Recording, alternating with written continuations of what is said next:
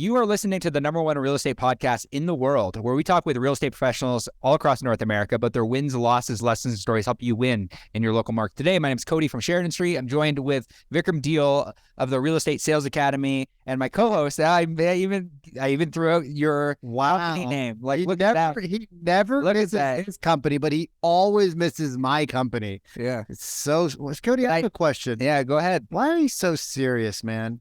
I'm not. I don't consider myself so serious. I don't. Brady was like yawning, trying to talk to you in the green room. He was falling asleep, and you just kind of lighten up a little bit, bro. Has anyone ever told you you're kind of a dick?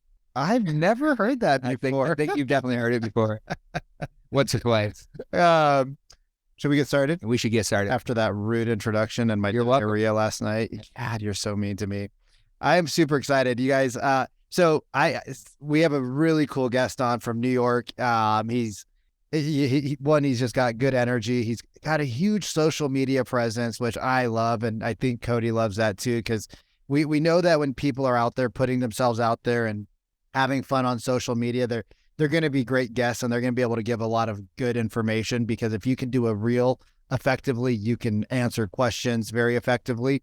But what I like is that we both shared a interesting start to our real estate world, where we were kind of living in not the most ideal situations. I actually spent 6 months of my life living in a client's short sale, and then I moved out of that when it sold, and I moved into a friend's apartment where he would have to literally throw his key down to me because he didn't have 2 keys, and in order to get a second key from the landlord, he would have to put me on the lease, and they would raise the rent like $1,500. And so I'm pretty excited. We got Randy Baruh on, who's been in the business for 23 years, which makes you a senior citizen in real estate. Yes, I had to join the AARP real estate edition. Why don't you give us I hope you can remember everything, because as we get older, we get Alzheimer's, but why don't you give us a rundown and share a little bit about your experience of some of the adversities that you went through to get into the real estate industry, and then maybe how those adversities have helped shape you into the realtor you are and the person you are today? That's a great question. And thank you guys so much for having me. I'm really excited to be here. I've been doing real estate for 23 years. I moved to New York City after getting a Master's of Fine Arts degree in acting, and I immediately started directing plays, and that was in 96.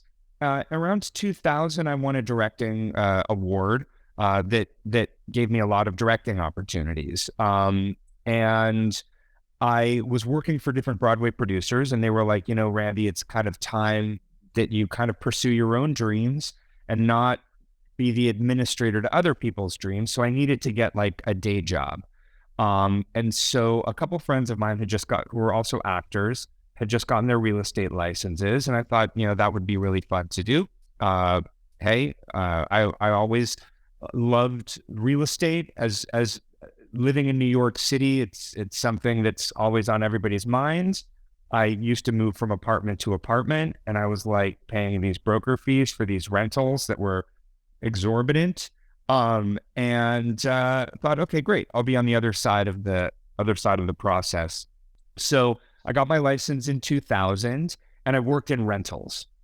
Very, very quickly, I worked for different landlords that owned about 2,000 buildings with about 20,000 apartments. And it was me and another actress who I used to direct in plays, and a couple other of our friends. And these guys, they were very private. They didn't want us to do any co-broking with them.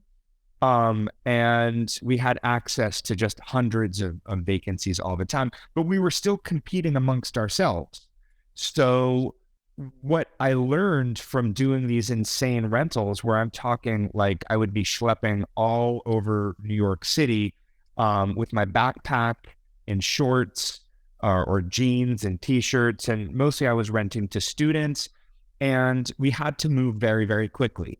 So I was able to kind of get everything down to a system where someone would call me up, I used to just I would never meet anyone before 10 a.m. That was like, well, I don't have to wake up before 10 a.m. I'm like an artist. I'm sleeping late. But then one of the little junior agents that used to work for me, I would get a call from someone, hey, Jennifer, how's it going? You want to see 123 Banana Street, apartment number 5A?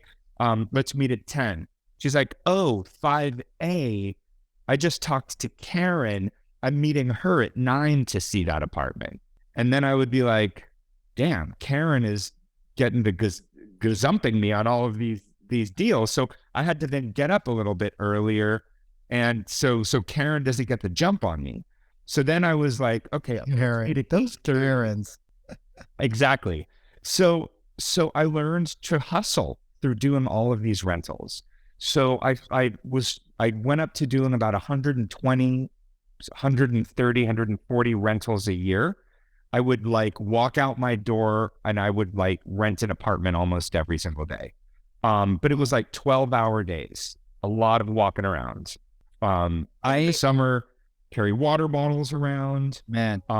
As soon as they want something, you have to move very quickly. Okay, great. What do you think? You like this apartment? Yes, cool. So this is what we used to do in the olden days, and we can't do this today. Maybe some people still do it. Is all right. All of these were exclusives. I had all the paperwork with me. I say, I have an application, I have a receipt. Let's walk over to Chase right now. You'll take out $500. I'm going to give you a receipt, so you don't have to worry. Here's my business card. Here's a receipt. I take their $500. I used to take them to this Chase that was right near this Levain Cookies, which is a really famous cookie place. And so I would take them to a cute little neighborhood spot wherever near the Chase was. And I would like buy them cookies as like their little welcome to the neighborhood. I'd take their $500. I'd send a text out to the other agents, especially Karen. Can't show this listing anymore. I have the deposit on it. And then we would like scoot really, really fast to the management company to get that application in. And so, one of those now that I work in sales, I did that for like 8 years straight, like 12 hours a day, 8 years, just pounding the pavement of New York City, renting these little apartments. And I had to rent a ton of them before I started really making money. I went back to my bank the other day because I was applying for this credit card, and I'd been at this bank for so long. I used to have zero credit. I had like a 575 credit score because I had no credit. I mean, I maxed out credit cards. I had to get rid of credit cards. Then I had You're an artist. And yeah. And so when I went in there, I looked, they still had my income from when I started because I hadn't gotten another credit. Like I have Amex cards, I have business credit cards and things like that. But I was like, wow, like my income, and I'm not going to say what it was versus what it is today, but it's like, Let's say what it was. Just say what it was. I'd love to know what it was. Like, so the first credit card, I got a secured credit card, and I was making $50,000 a year. And I got a secured credit card because I couldn't get a regular credit card because my credit card was so low. That was grinding and hustling all. That was like grinding, and then it was like. And then the woman looked at it today, which it's a lot more. It's just like, wow, that's just totally insane. Like, just like what a difference many years make. So now that I'm in sales primarily, although we still work with rentals, I still go up to 138th Street where I have a lot of different landlords that I know from back in the day, and I do their rentals for that as well. We work in every price range, a $300,000 studio to a $30 million townhouse on the Upper East Side. But I business is business, and we want to help every single New Yorker get a wonderful place to live. Now that I'm doing sales, it's a lot more relaxed. You don't have to hustle like I had to when I was doing all of those crazy little rentals, but you still have that mentality, that hustler mentality, and you still have that ability to grind. And that's kind of what's, I think, is a huge thing that's carried me to success, because I didn't move to New York with a million connections, family connections, personal connections. I don't know people that I grew up with here that I've had like many years of relationships with. I had to like come here, establish it, create it completely from scratch. And, I think that work ethic. I can outwork anybody. You know, someone might be more talented, they might be smarter, they might be, whatever, but I know that I can outwork most people. Yeah. So that's a long story long. Yeah, but and it's a great story. Like, I think that what was really cool, there's a few things I picked up there. The first thing was like, hey, we as a team, we don't forget about the people that are in the $300,000 price bracket. We help everyone. We want to help, like, that mission, that statement. It was so funny. Like, me and Vikram were chatting about this the other day. It's like, if everyone just came at lead generation and helping people as like, these are all future clients, we would all do more business because we just want to actually help people. So it's really cool to see, even talking with people that have that same type of ethos towards business and towards life. And that's a portion. Yeah. I mean, there's something really exciting, special, moving about helping that first timer that just graduated college and they're getting their first apartment in New York City, right? And they're asking me the same questions. They have the same fears, concerns, and excitements that they've always had. That person moving from, Minnesota, now they're getting their first apartment in New York and they're complaining how expensive it is. They hate the broker's fee. They don't know where to sign up for cable, but they're very excited to live in New York. It was all the same exact thing when I moved here in 1996. The prices are different now and then, but it was super expensive for me. And these questions are all the same questions, but now I know how to answer them because I've answered them so many times. I had a friend, it's like a family friend, my father-in-law, he's English, my wife's English. And my in-laws came here to visit on their way to California to go to a bar mitzvah. And I'm just like, why are you guys flying from England to go to a child's bar mitzvah in California? Like, what is the purpose of that? I was like, that's insane. And he's like, well, that's how we do it here. He's my longest friend and it's his son and he's getting bar mitzvah. It's his fifth wife or whatever it is. And now this guy has this young child. And I was kind of giving him a hard time. Literally the following week, I get a call. Oh, hello, Randy. I'm friends with Harold. That's my father. We live in Los Angeles and we saw him at the bar mitzvah. And he said that you were an agent in New York City. And my daughter is moving there from Los Angeles and she is looking for an apartment. Can you help her? So it's like out of this bar mitzvah that I made fun of my father-in-law for going to, I would go to more bar mitzvahs and lead gen for me, please. Yeah, seriously, man. I put my whole life at work. I have kids. They're out there hustling for me with their little friends on the street. They're playing basketball. I'm like, dude, see if your friend little Jimmy's mom and dad want to sell their place this year. Little Jimmy. Yeah, come on, man. So, answer the same questions that dad is concerned, about certain things for his daughter, finding an apartment. And I've answered these questions and it's always exciting. So whether it's, to be honest, whether it's their first apartment or their 10th apartment, you're dealing with people at a very important moment in their lives, whether they're buying or they're renting. This is a big deal. They're laying out a lot of money and you really have to love people and care about helping them. And otherwise you're not going to be in this business for very long.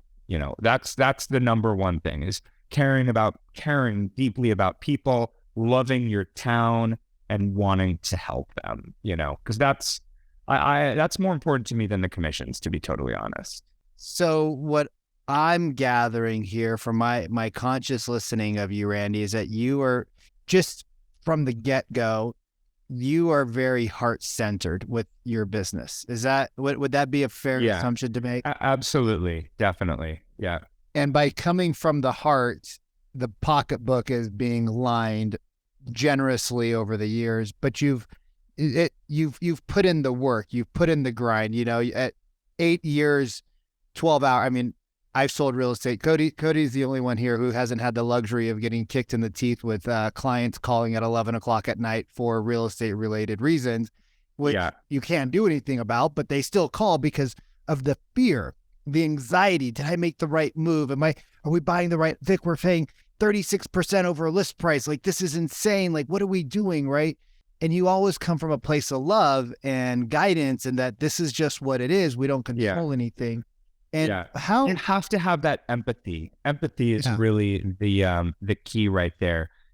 Like curiosity, having a natural curiosity about people and what makes them tick and what their goals are. First of all, curious about them, why they're doing what they're doing and what they need from it.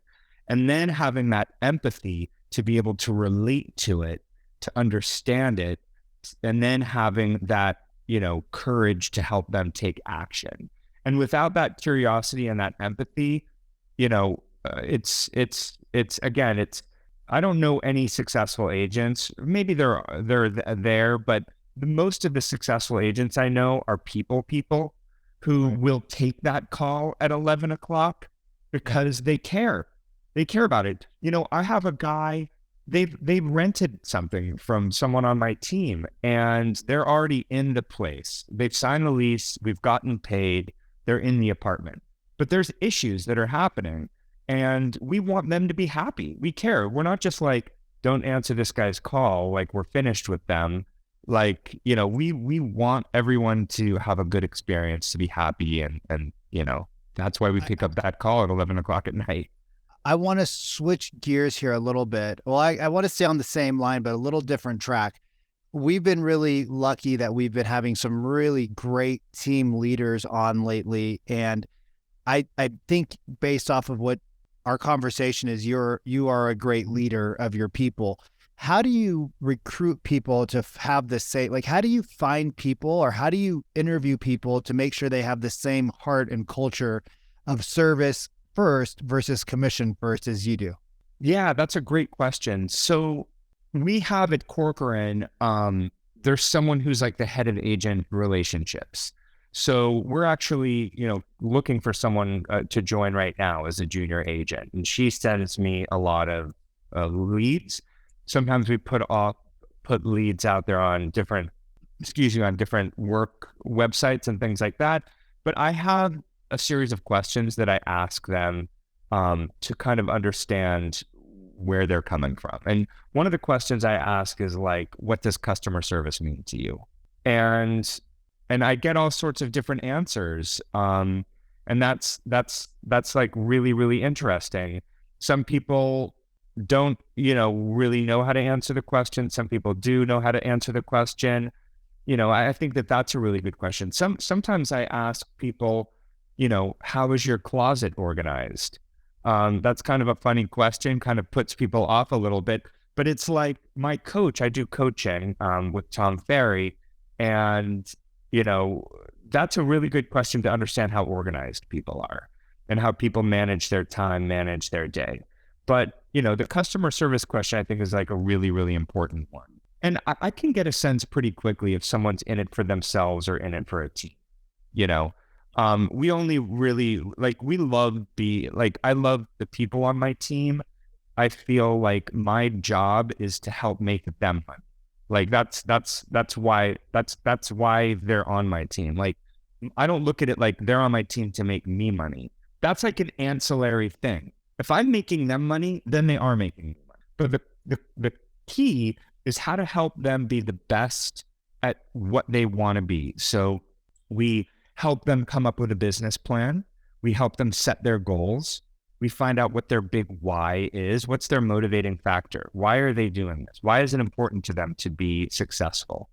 My why is super easy. I have a wife and I have 2 kids, and I have their pictures right on my whiteboard. So I'm looking at them all the time. And when I'm not making my calls, when I'm not doing the activities that I'm supposed to do, I'm looking at them and I feel like I'm letting them down. So, why someone comes to my team, why they want to be on my team, they have to do it because they have that same ethos that they're there for other people. They truly enjoy helping people, that they're people, and that they're chill, that they're not like, that they're good team players. When I was doing the acting stuff, it was always, when we were doing improv, it's always like yes and You're not like shutting people down. Like someone will throw out an idea and you're like, that's a great idea. And how about that? And so we looked for like yes and people. We had someone on our team where it was like super clear that they were just like in it for themselves. And I didn't totally see it because I had, they were acting one way with me than they were with the other people on the team. And like, they just weren't a yes and person. It was always like working from a place of scarcity instead of a place of abundance. I think you've got to always work from a place of abundance. You've got to trust that you're sharing. That's why I'm doing these podcasts. Like, I'm happy to give it all away. I'm happy to give away my special sauce. Like, I don't care because I know like I'm me, you're you. We could both be pitching the exact same person. Two people, equally smart, equally, experienced, whatever. They're going to vibe with one person differently than they're going to vibe with another person. And then it's just like on to the next. You know what I mean? Like at the end of the day, like when I was doing auditions and stuff, when I was back in the theater world, it was like, they might not hire me because they're actually looking for someone much taller or blonde or, someone who has a different vibe with this other person. So like I said, if you know what you're doing, we're all like if the people that I'm competing with, we're all like A game, we're all competing with at a very, very high level. If someone doesn't hire me because I tell them the price is lower than the other guy, let that guy get it at the at the higher price, like whatever, just move on to the next. There's going to be another buyer. There's going to be another seller. There's going to be another listing. The people are more important than the listing. The people are more important than the deal. Maybe they don't like people with mustaches. I don't know. So we were looking for people. We could tell, if someone's coming from a place of empathy, a place of abundance. And I think it's readily clear after a brief conversation. Just to get back to your question. The interesting thing, is I get the opportunity to chat with hundreds of real estate team leads and hundreds of real estate agents, and not everyone shares your same type of ethos. Like there are a lot of C and B players. It's why 87% of real estate agents fail within the first 4 years. It's like, where do you think that mindset shift happens within the real estate industry, where they do start to look at people as people? And do you think that there is a point in time where somebody that comes into the space thinking because I think a large portion of it is there's that feast or famine mindset where it's like, I have to make money. There's the income where it's like thinking back to your beginning days of the grinding, the 12-hour days. It's like, and then you get to a point where you have the ability to feel a little bit of security, and you don't have to feel the feast or famine. How does someone that maybe speak to an agent that's coming in that's saying, I have to make my next deal or I'm not going to be able to pay for my mortgage? How are you able to kind of, and you probably get this as a real estate team lead now, where it's like, okay, I got to make payroll. We have to work together as a team in order to. And you mentioned a little bit about around abundance and not having a scarcity mindset, but how does somebody that might be in that scarcity mindset break out of the scarcity mindset and live in a place of abundance that you're talking about? That's a great question. So, look, I'm still grinding. I still have kids' camp to send to pay for. I still have car payments, mortgages, all that kind of stuff. But it's creating a system and having a system in place and trusting that system and letting and having the faith that the system is good and will work, right? So if you're there not knowing how you're going to pay your mortgage, the first thing is you probably don't have any sort of a system in place that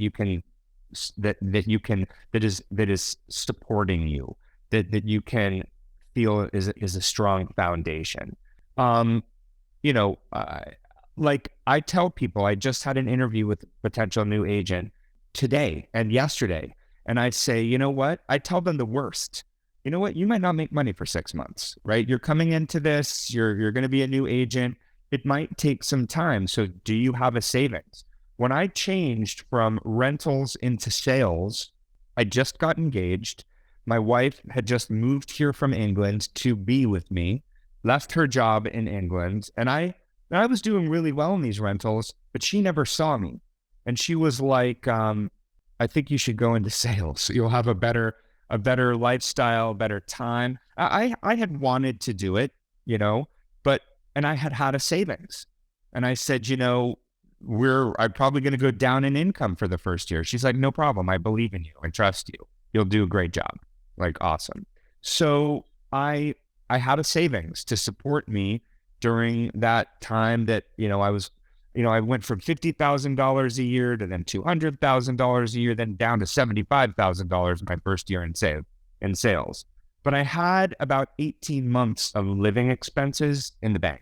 I like I said at the beginning, when I started out in real estate, I was walking dogs, I was teaching, I was schlepping all over New York City renting apartments, and I was crashing on my friend's couch in Hoboken and living out of a Manhattan mini storage. So I still feel like that guy who's living on that couch in Hoboken and like, how the hell am I going to do all of this? I completely feel like that same person. So, if you're worrying about paying your mortgage and you can't pay your mortgage from real estate, and I want to be blunt here, like, why is that? Like, there's a reason. Are you spending too much? Are you not saving enough? Is real estate really right for you? I did anything I could to be able to support myself in New York City, like anything. And that's why I'm doing, pretty good these days. Because I have that, like, I'm always looking, I'm always hunting, you've got to have that hunter mentality. So don't focus on that one deal. Like, I was talking to the agent that I was interviewing today, like a lot of real estate careers, you get busy and you're now so busy, and now you've done all your deals and now you're back down here again. And now you're getting busy again and you're going up and then you're back down here again. So you have to have a system in place for consistent lead generation and business building activities that you can rely on to support you in the lean times when the market shifts. 2009, I had one of my best years. 2020 was weird. I was living in the forest for much of it, but I had the savings account to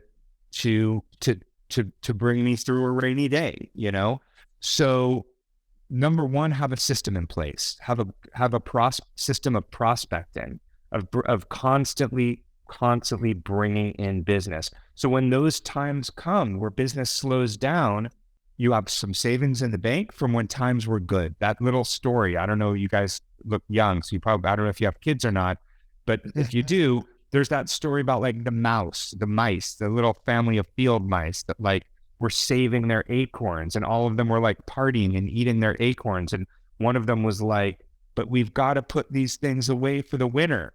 And so, we watch these real estate shows and everybody is so fancy driving around in limousines and like having like fancy suits and fancy watches, and that's all fine. Real. Yeah. You want to, we're in sales, so you want to look presentable and professional and stuff like that. But like with my coaching, save money. Every time you get a commission check, 35-40% for taxes.